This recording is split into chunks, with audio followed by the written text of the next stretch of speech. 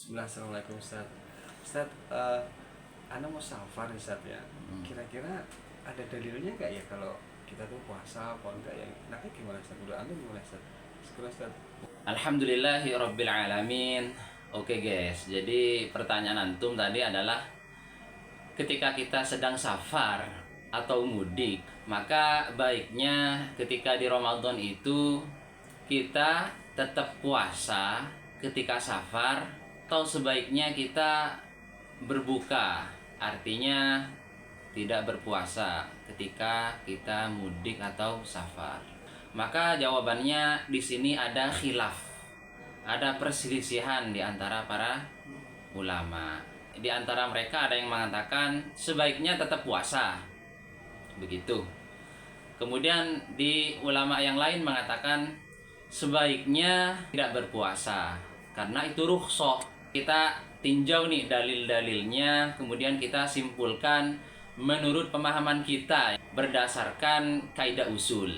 Pendapat yang mengatakan bahwasanya ketika safar itu sebaiknya tidak berpuasa itu berlandaskan sabda Rasulullah Shallallahu Alaihi Wasallam ketika ada kasus ya seorang sahabat yang kerumuni ya, kemudian Rasulullah Shallallahu Alaihi Wasallam bersabda, laisa minal birri as-saumu fis safar ya.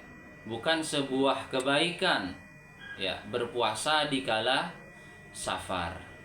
Kemudian hadis yang lain yang konteksnya itu semirip dengan hadis ini ya. Kemudian pendapat yang kedua yang mengatakan sebaiknya ketika safar itu tetap berpuasa, itu berlandaskan dalil ya riwayat dari Abu Darda radhiyallahu anhu ya.